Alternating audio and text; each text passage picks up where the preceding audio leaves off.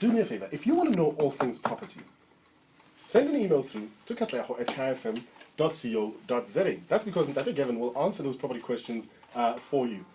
Listen, you have to use this opportunity. You have to. Even if it is just because you're curious, or because you might have lost the property, or you might be finding yourself in a difficult space when it comes to that, and you just want to see how to get out, or you're just interested in investing. Maybe you're growing your property portfolio. Whatever the reason might be, send emails through. Ask the questions that need to be asked, and I can assure you, you'll most certainly help. On that note, Ntate Gavin. Hi, Katleho. Sorry, my choma. I'm dying. Keep bowler. Today we talk foreclosure. Yes. How do we get there? All right. Or actually, you know what? Yeah. Before we go there, I want us to talk about this. There's 3 terms in particular I want us to get clarity on because I know you're going to be using them in this conversation. Yeah. I've heard them being thrown around, especially in the repossession process. Yes. Okay. The first one is summons. Yes. What is a summons? Maybe just define that for us. All right. Just for to make it very easy, the bank naturally would have called you to say, please pay us, and you don't want to pay them. Either you are unable or you just don't want to. Who doesn't want to? Hey, Katleho, things happen, my friend. So then the bank will rush to the court and cry and say, Mr. Katleho, how about patel? Okay. And then the court will send the sheriff to say, Katleho, here's a written letter. Please pay the bank, or else something will happen to you. So they give you 14 days. So in 14 days, if you don't come, then step number 2 happens. So basically, someone is when the court goes to the bank to say, please pay us.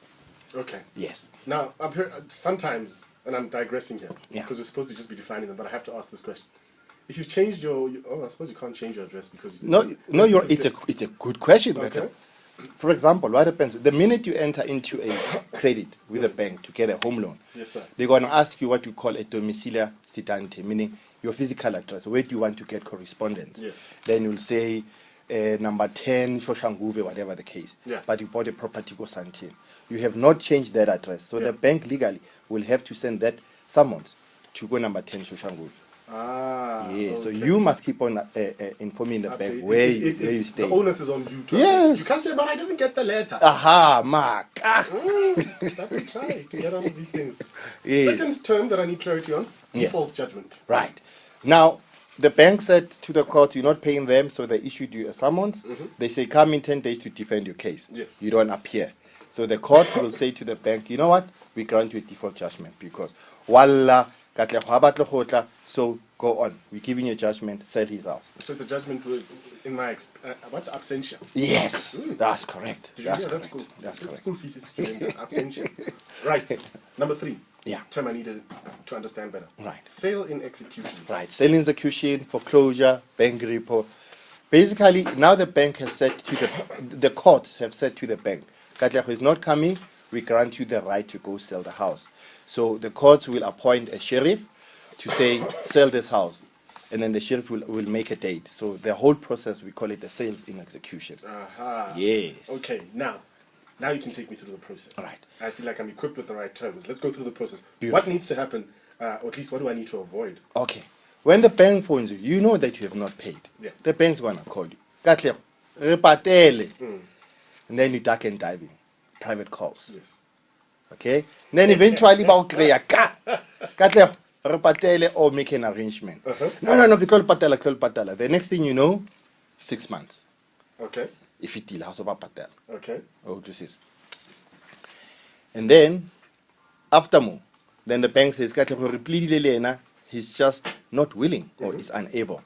Then the bank start going to the courts for summons, as we have explained these terms. Okay. Yes. So in other words, by the time we've got summons, at that particular time, you can start selling your property if you know that you don't have the means.